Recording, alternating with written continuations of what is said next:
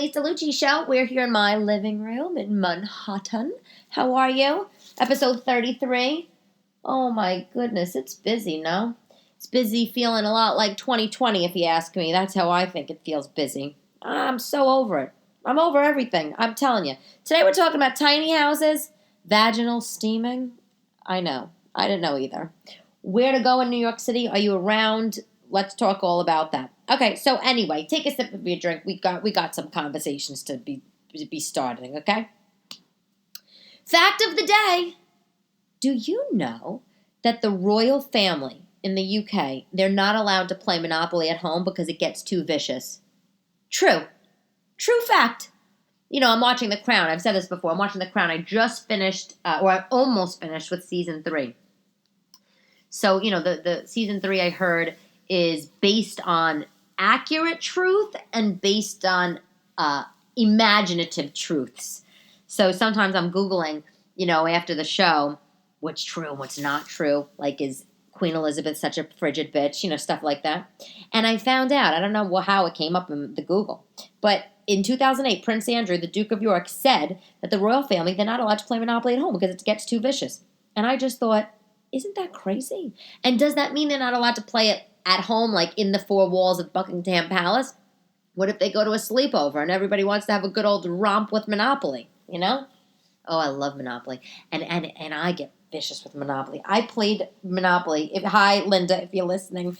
At my friend Linda's mother's house in East Hampton 1,000 years ago, and oh my God, I was all over it. I won. I stayed up for like 8 hours into the night. I scooped up every property I had the opportunity to buy. I don't even know how I afford it. You know, it's probably cheating, actually. It's probably exactly what I was doing.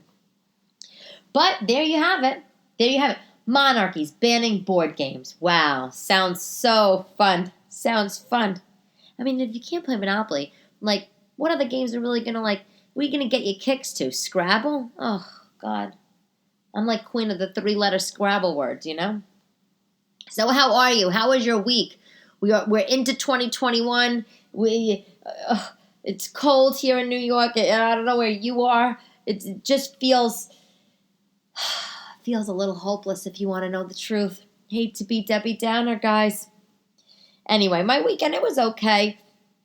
Hopefully you had a nice weekend. I went for a bunch of walks. You know, I wanted to check out the scene. I'm like obsessed with surveying the scene. I wanted to see what Manhattan is looking like. I got on the bus. I went downtown. I went to the West Village. I went to Greenwich Village. I went on the Upper East Side, 3rd Avenue. I wanted to walk all up and down 3rd Avenue. And, you know, sometimes I just get on the bus and I like to wander. But when I did 3rd Avenue walk, I just said, you know what, I'm going to go to Pinkberry. I gave myself a destination in mind to be looking forward to something, you know, pot of gold on the end of the rainbow sort of thing, ice cream after, 40, 50 blocks sort of thing. Anyway, I got to tell you, if you live in the city, if you come to the city for occasionally, if you, whatever you do, 3rd Avenue on the Upper East Side of Manhattan, I mean, it's like on all avenues in Manhattan, but just this one, because I was walking it for so many blocks. Oh my God, so many stores are just out. I mean, and I might have said versions of this on past episodes, but I mean, this, for every block I was walking, there was like 4 stores out, closed, shut down, stores, bars, restaurants. I mean, it was sad. I was going to buy batteries. It's a whole thing. I actually had a TikTok about it. I had to get batteries, please, because, you know, my boyfriend thinks the world's going to end. And I said to him, he's like, we passed the drugstore, Elyse. You missed the batteries. And I'm just like, relax. There's another store like 2 blocks away. Please don't get your panties in a wedge. Well, guess what? The store wasn't there. And then I said, well, there's another store, CVS. And CVS wasn't there. And I'm just like, what the heck is going on? I mean, it's not surprising that the drugstores are closing because, you know, you could get all that stuff cheaper online. But, I mean, I would never think that you could walk a few blocks in Manhattan without hitting a pharmacy. But welcome to COVID times. And by the way, everyone's just raising their prices. It's making me nauseous. At Pinkberry, my favorite ice cream, I get the original tart original, and and of course, like here I am, like pink. I think it's like a play on ice cream and yogurt, and it kind of tastes like yogurt, and it has a very clean, white cup with the bright green logo with the little pink berries on it, so you feel like you're kind of eating something healthy. But then I go just slob it up, and I get toppings of gummy worms, Captain Crunch, and brownie bites, because that's my nature. Guess how much they charged me for a spool? Can you guess? You're probably wrong. $7.50. First of all, I was going to get a medium. And thank God I didn't. I only had a 10 in my pocket. I think by the time tax came and everything, it was like 8 something. If I would have got the medium, I would have had no money to pay for it. I can't. I mean, on what planet? If I wanted to take my daughters out for ice cream to Pinkberry, which they wouldn't eat because, it's not regular, milky, delicious dairy ice cream, they would never. First of all, they would never eat it. And I would be horrified at my $40, $50 ice cream bill. Can you imagine? I nerve. They definitely raised their prices. Anyway, so that was one of my walks. Another one of my walks, I went down to the West Village, took the bus down, and I wanted to go see. I wanted to go see this house. It's so crazy. It's called Palazzo Ciuppi. It's on West 11th Street towards the West Side Highway. It's literally just this gigantic pink house that someone bought and named it a palazzo, like after an Italian palazzo. And it's just this, I put it on TikTok, put it in the background of my TikTok video, but it's this giant pink house, and it has columns and arches, and it's this huge just monstrosity in the middle of the West Village on a beautiful, quaint block. And you see this big pink stucco thing with the columns and the arches, and you're just like, I'm definitely going to want to live there one day. That's definitely the things I think when I walk by this place. So I said, what, I'm going to go, and I'm going to just go check out the pink house, see how it's doing, do my inventory. It's looking great. There's another pink house, by the way, on Waverly Place, 116 Waverly Place. It's a pink house. It's a townhouse. And I thought, well, while I'm doing the pink house thing, I'm going to go see my other pink house because it's close by. And so I go to Waverly Place, and guess what? Scaffolding all up. New owners, they're taking the pink down. Can you die? I was dying. Let me tell you something. I don't know. You're like, is she nuts? She just gets on a bus to go walk around to go see pink houses. Is this the kind of time this girl has on her hands? Let me tell you something. When my kids aren't here, that's what I'm doing. I'm not going to the store to spend money. No, I have no money. I'm not going to the store. I'm not. What am I going to do? I'm going to eat myself out of house and home in my apartment. I can't even fit in my clothes anymore. So I got on the bus. I went for a walk, and I decided to check out some colorful architecture. It was great. But I was very disappointed to see the pink house on Waverly Place coming down. And if you come to New York, hopefully remember Palazzo Ciuppi on West 11th Street in the West Village. Google it. It's crazy looking. It's cool. While I was down there, I went to Joe's Pizza. Have you been there? It's on 6th Avenue in Carmine. I got a nice slice. Oh my God. I mean, and here I'm like, I'm not going to go spend money and eat things. But the pizza doesn't count. One slice, come on, one slice. What is that going to do? It's not going to kill you.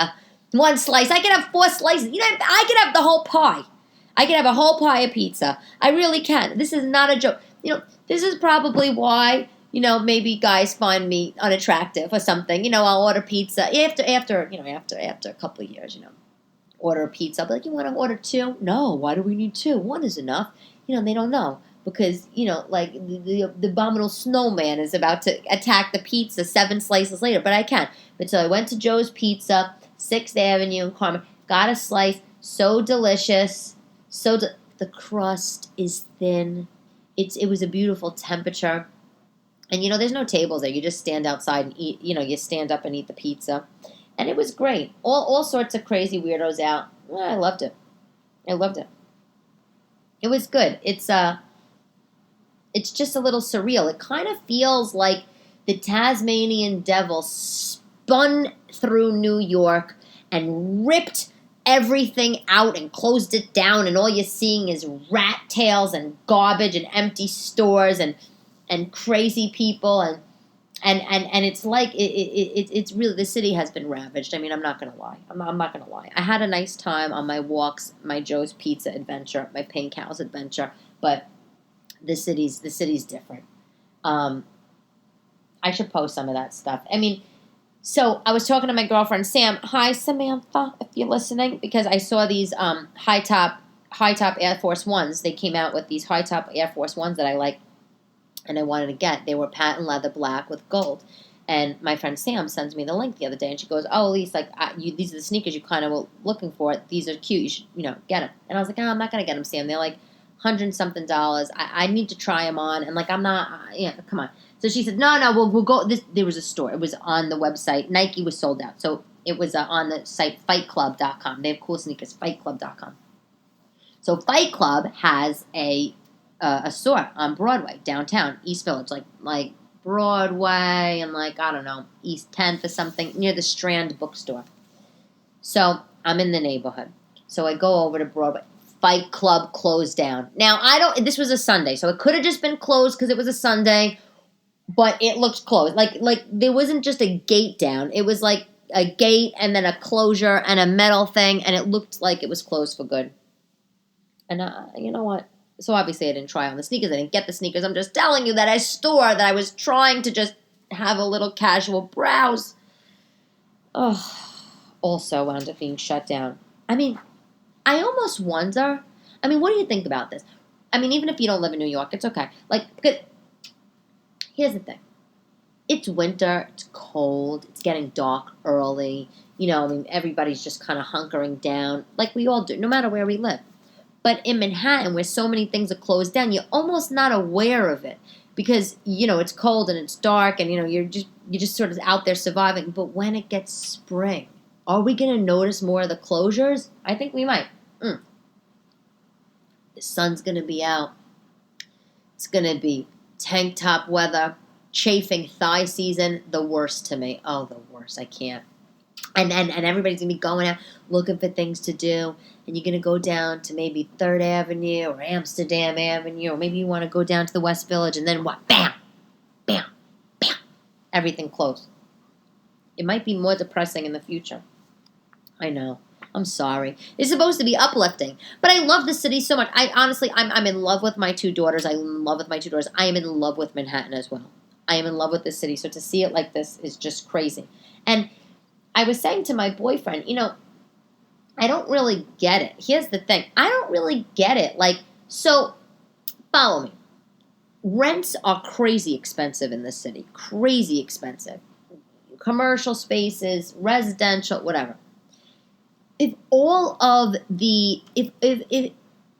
there's so many vacancies, why aren't they dropping the rents like crazy? Yes, rents are coming down, but they're not 1980s prices. They're not 1990s prices. They're coming down 30%, 25%, which don't get me wrong, it's good. A bargain is a bargain. But you're not able to buy a 3-floor brick building on an avenue, with a commercial space, for $500,000. It's not like that. It's not like that. And I'm not even saying that's cheap, but you know what I mean. No, those buildings are still millions. So I'm confused at when is that going to happen? When is that going to happen? Because I got to start counting my money, my pennies in my piggy bank. Because if all of a sudden you're going to be able to buy a building in Manhattan for rock bottom price, I'm going to need to get in there. Of course that's never going to happen because it'll go to all cash buyers first, people that don't need mortgages, and I'm not even in that caliber whatsoever. But I don't get it. I don't get it. With all the vacancies, with all the people that are leaving the city, who's going to fill these commercial spaces? Who's going to move into all these studio apartments that are empty? You know who? People that really are going to be looking for deals, good deals, worthwhile deals. And I don't know, I don't see any deals right now. Anyway. So, you know what? After my bus, I came home. I came back home on the bus, of course. And I was watching on one of my favorite shows on Amazon Prime, Mad About You. Do you know that show? Oh, I love it, with Paul Reiser and Helen Hunt. Oh, so good. They had a reboot on Spectrum. I don't have Spectrum. I have Verizon Fios. But Spectrum, the cable company, had a reboot. They basically paid Helen Hunt and Paul Reiser, I heard, paid them a ton of dough, and they said, do a reboot of the series. And it picks back up 25 years later. And you were able to watch an episode of it on Spectrum.com, and then if you signed up for the cable package or switched your cable package, you then could watch the whole reboot, the one season of a reboot, Which, by the way, I was like, they must have paid those actors so much money for them to do that, because I think feels like that's sort of like a cheap thing to do. Like a cheap way out. Like, the Mad About You fans are big. They're like Seinfeld fans, like Friends fans. I mean, you should have just put the show back on the TV. Everybody would have been watching it, in my opinion. But here's the point.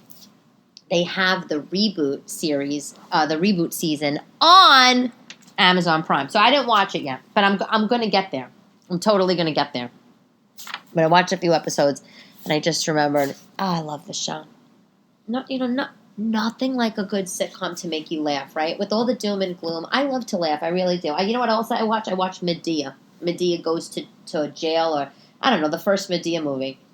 But listen, I don't care what people say. Medea makes me laugh. She makes me laugh. And you know what? Tyler Perry, I like it. I'm into it.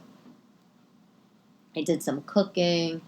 Nothing to write home about. Just basic stuff.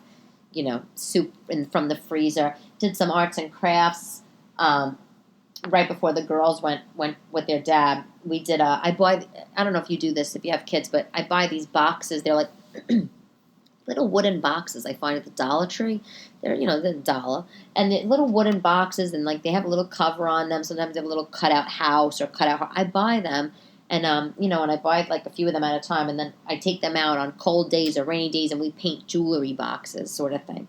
And they love it. It's like such an adventure for them. Maybe I'll have a piece of fabric.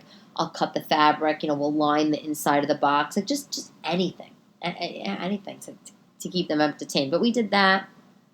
And I guess a glistening moment of the weekend was seeing the riot at the White House, and glistening in the sense of it provided a little comic relief. I mean, like, can you imagine you sitting at your desk, having a cup of White House coffee, calling your mom, listening to your voicemail, scrolling through your IG, and then all of a sudden you see people scaling the wall. The guy that comes through the door in buffalo skins, a horned helmet with a raccoon fur trim. I mean, honestly, it's just like, is this like, yes, everybody, this is really happening. Yes, it is. I mean, it's terrible. It's obviously terrible. You know what else is terrible? I can't believe, and I'm not into, I don't want to say I'm not into politics, but like, I'm not really. I mean, like, why should I lie to you? I'm just not. I'm never going to really talk about it, because I leave that to the people that are like passionate about it. I know what I know. I read this stuff. I do what I do. But, like, I'm never going to talk about it. But I will say this. I don't know what I think about the media ban. I know how bad all the tweets and all the stuff, and after the riots, I know all the stuff and the danger. But banning, if you have a media platform or publishing platform, a tech platform, to selectively pick and choose the people, does that violate your First Amendment right? I don't know. Is that what you're supposed to do? I don't know. I spent a lot of my career working in digital media. I work in tech now, tech and media still. And, but, I'm on the brand side. And so, like, not on the publisher side anymore. And it just is like, I don't know. Where do you, everybody seems fine with the Twitter ban and the Instagram, all the bans, whatever. But, and I get it, but that must be a hard decision, right? A hard decision.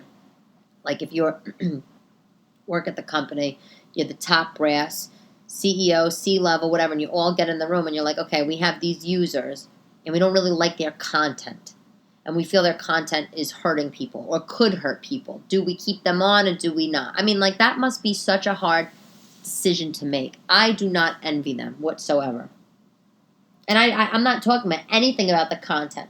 I'm just talking about that decision of do you ban people or do you not ban people? Do you stay neutral because that's what you're really supposed to do? I don't know. I really don't know. You watch Tiny House or any of these tiny house shows? You into any of that? So I watched a little bit of Tiny House Nation, like whenever it came out a few years ago. Honestly, I feel like I've been doing Tiny House for 20 years. I mean, I live in Manhattan. My first apartment was 190 square feet on 14th Street and 9th Avenue, right above a diner. Why the hell do I need to watch Tiny House Nation and get off seeing the 200 square foot house in the middle of nowhere? No. That's my reality, and it was my reality because that was all I could afford.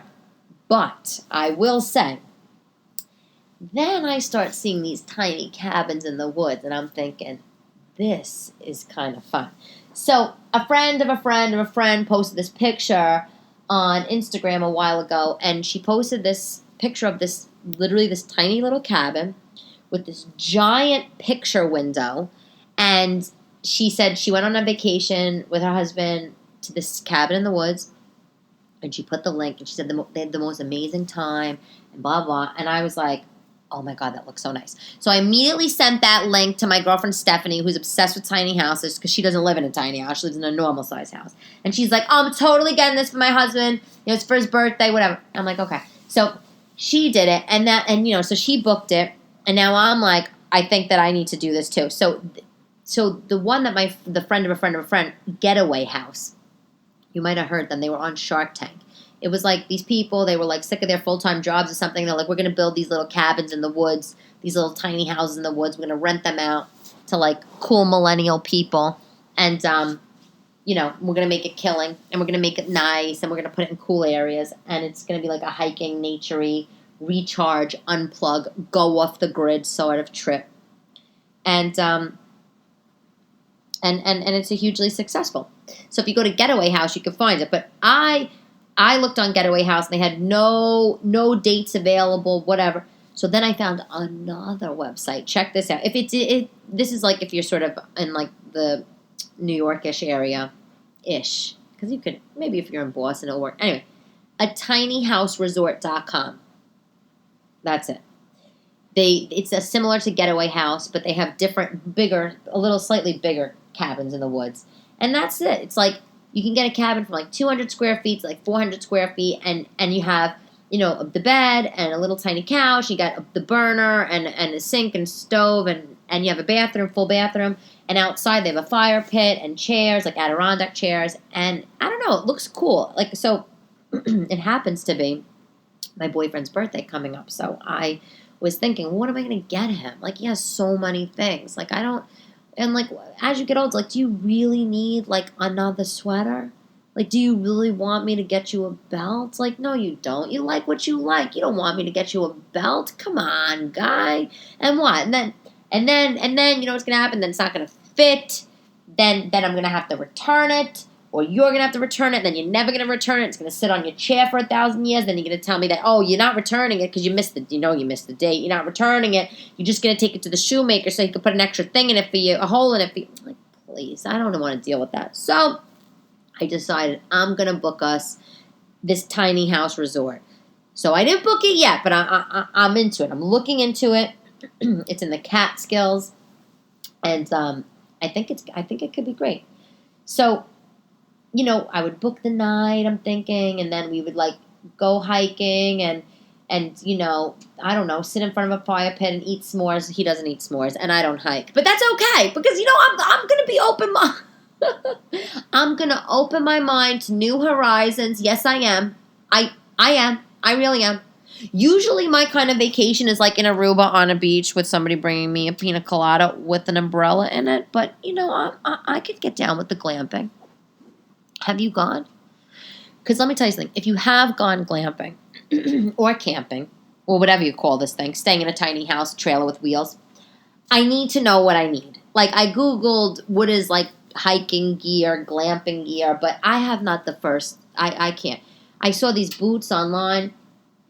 Actually, my ex-husband was wearing them because he's like a mountain man. Don't ask. Because he's been staying in like a house outside the city because he doesn't want to be in this corona-infested Manhattan. I don't blame him. But he had these boots on, Oboz, O-B-O-Z, these hiking boots. And they actually looked really cool. And he said that they were awesome and they're super comfortable. I looked them up. They make women's too. And they get like amazing reviews on Zappos and Amazon. But if I do this camping, glamping, a tinyhouseresort.com business, I'm going to have to get hiking boots. And I feel like I'm probably going to have to get snow pants. I mean, what if it's cold? Like, I don't even know. And, like, do you get pocket warmers? So, if you know anything, keep me posted. But what I like about this trip, I have to say, is, you book the house, and then that's it. Like, you could bring your own food, make your own food, hang out in front of the fire, and going on these kind of little trips is good because you really get to see how the other person is. You know what I'm saying? Like, I actually haven't been away. Well, my boyfriend and we went to like one little place, but that was it. We haven't really been away because, the pandemic's been going on for coming on a year now. Hello. So, where are we going? So this would kind of be a first-ish time of a vacay. And I got to tell you, I might hate him after 48 hours. I mean, you might hate your guy after 48 hours or your girl. You know what I'm saying? Like, we spend weekends together. I know his schedule. But, when you go to a place with somebody and you're dropped in a new environment. I was just talking to my Aunt Lisa about this. I know you're listening, Aunt Lisa. Hello. But it's like you go to a new environment and you dropped in a new place. You don't know where anything is. You don't know where to go. You don't know what to do. You don't know where you're gonna eat. You have to see how people react to that. So, I think I'm getting down to this idea. I will most certainly keep you posted, and it's not cheap, by the way. A tiny house resort for some of these things. For some of them they like $400 a night. I was like, are you kidding me? Stay in a box on wheels. I'll sleep in my car. I'll drive my car into the forest. I'll sleep in my car. Anyway. So, but let me say, before I thought of this tiny house idea, okay, I was looking at places to go in the city, like on his actual birthday. I was asking a bunch of girlfriends, and so they gave me a ton of places because, they don't have boyfriends, so they're just like going out desperate to meet any old guy that's sitting in a COVID igloo somewhere. So let me tell you about these places because if you're here, you come here, you need to know. Okay, okay. Pink Snow Lounge is a rooftop bar in Midtown. Check it out. The PhD Terrace, the Dream Hotel. They have in Midtown the PhD Terrace at the Dream Hotel in Midtown, because they're the Dream Downtown, Meatpacking. They have a whole rooftop garden, lights. It looks so nice. Also, there's another rooftop. One of my girlfriends told me about Haven Rooftop in Midtown. They turn their rooftop into a ski chalet. How freaking cute is that? They have draped fabric, twinkling lights, blankets. She sent me a picture. So nice. Honestly, when can you go on a rooftop in Manhattan in the middle of the winter? Never. This is the silver lining. It's actually freaking cool. So I also found out there's a drive-in movie theater, okay, called Sky Drive in Brooklyn, Greenpoint. I actually did buy tickets for that, I'm not going to lie. I bought them in advance. They're doing a screening. Actually, tomorrow, Tuesday, they're doing a screening at 7:30 of Taxi Driver. I love that movie. And I bought that because I thought, for his birthday, I'll just cook dinner, or maybe we'll go somewhere and then we'll do something. And of course, there's nothing to do on the actual day. Why would that be so easy? So I found this Sky Drive movie theater. So we are doing that. We're doing that actually tomorrow. But there's this Japanese restaurant somebody was telling me about that sounds so cool. It's called Dr. Clark. It's in Chinatown. So I eat Japanese, do you? But I eat fake Japanese, like California rolls, Philadelphia rolls. And I like Connie salads and some of that, but I'm not into sashimi. But this restaurant, okay, my girlfriend told me, Dr. Clark in Chinatown, they ordered these special Japanese tables. Listen to how cool this is. It's a special Japanese table. It's one of those tables that's low to the floor. So you sit on the floor on a pillow, and the table is low, and you're in a boothy sort of thing. So you're not on the floor. And it's this whole experience. But they ordered these special tables from Japan because the table is heated. So this is what it is. Basically, she told me, Dr. Clark, hard to get a reservation. You go into a little booth thing.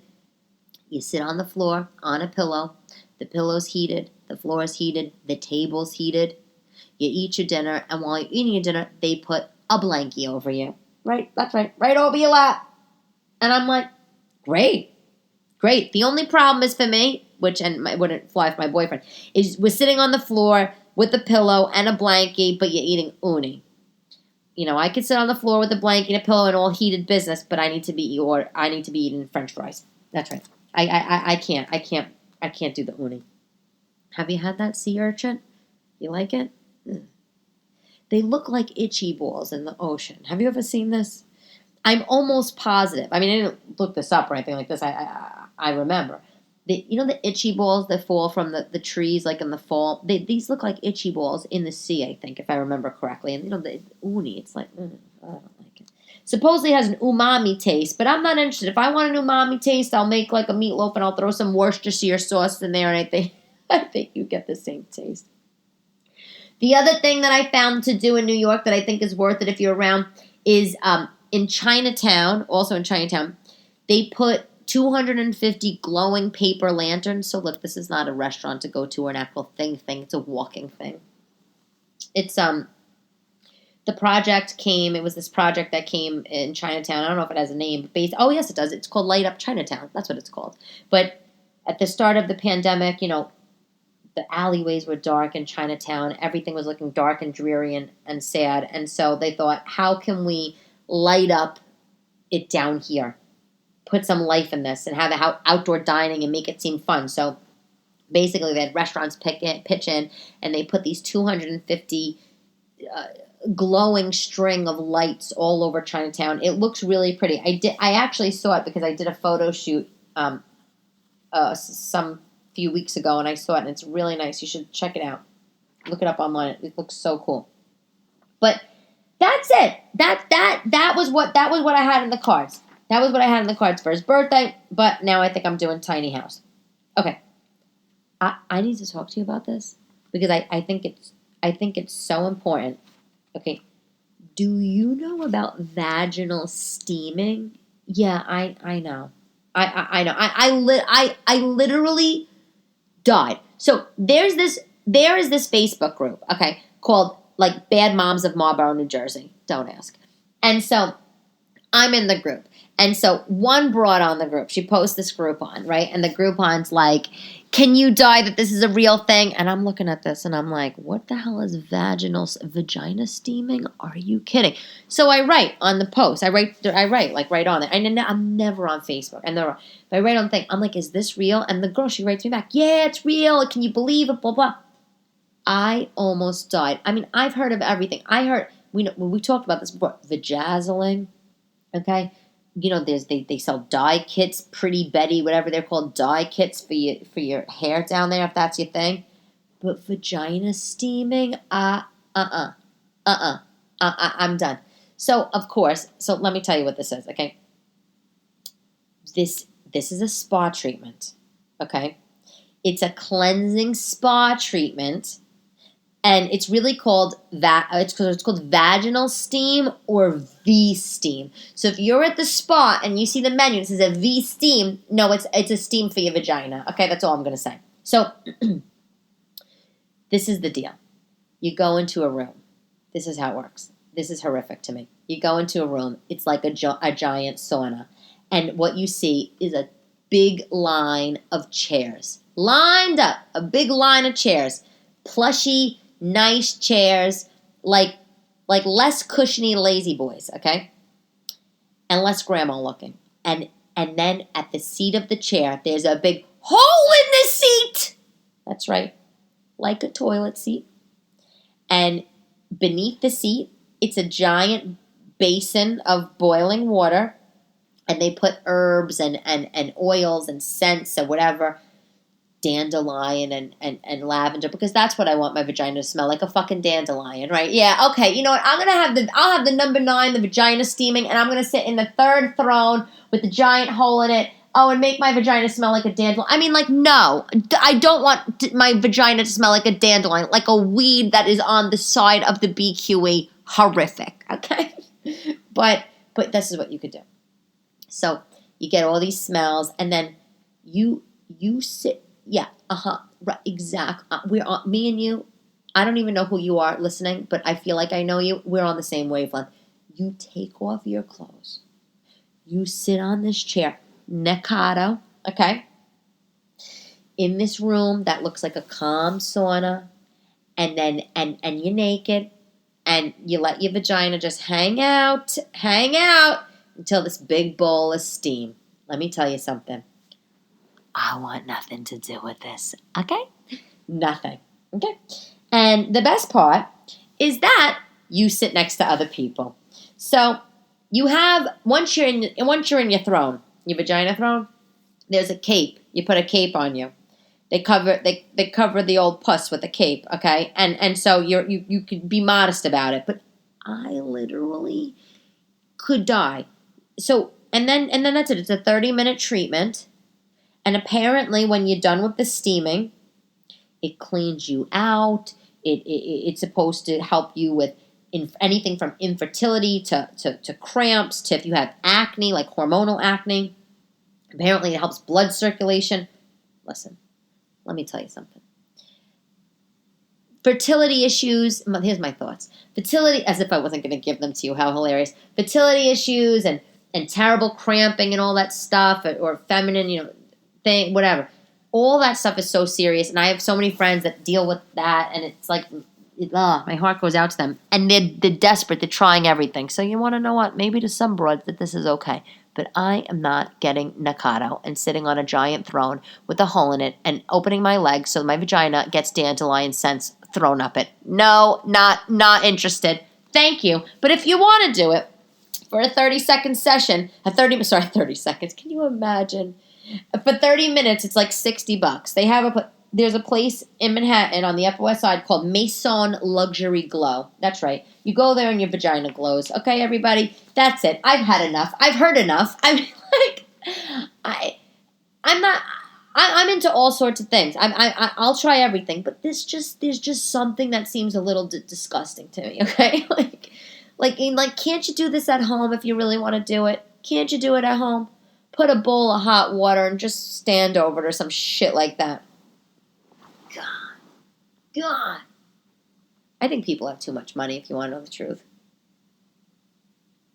My boyfriend, he'll be like, so where you going today, honey? Oh, I'm going to the spa.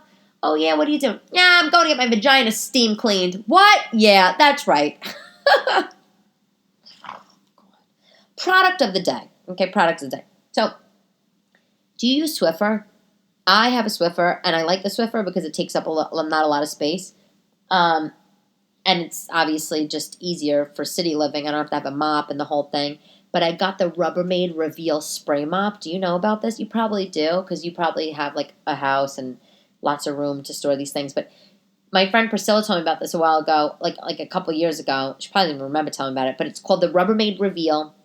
It's a spray mop. It's a whole kit. You get the mop. It comes with microfiber pads. And like a bottle where you fill with your thing. And it's on Amazon. It's $64. I freaking love this thing. Let me tell you why. The Swiffer is great. It's compact. It's skinny. But those Swiffer pads, what is it called? I don't even know. 20 pads in a box, 25 Swiffer pads in a box. It's like $20 a box or something, $15.99 a box every time. And then you get addicted. I got addicted to Swiffer. I like the smell. I'm Swiffering all the time. And I'm not like, what am I going to do? Save a pad and use it later? No. So it's a waste of money. Rubbermaid Reveal. I have porcelain floors in my kitchen, and I all I could use to clean the floors is white vinegar and water. So all I do is I fill up this. It comes with a little water bottle, the Rubbermaid Reveal. You put the vinegar and the hot water in the water bottle. Shake it up. You insert the thing into the mop. You put the microfiber pad on, and there you go. Away you go. Done. So for $65. I got a mop that's lasting me for years versus a Swiffer and $25 pads that I got to buy once a month. It's so good. I'm telling you, it's such a good thing. I love it. And the microfiber pads, machine washable. It's genius. I don't know why more people don't talk about this. This is the first time, when she told me, this is the first time I heard about it. And I just got it after all this time because it was on my Amazon wish list and I forgot about it. And I couldn't be happier. Question from the audience. This isn't really from the audience.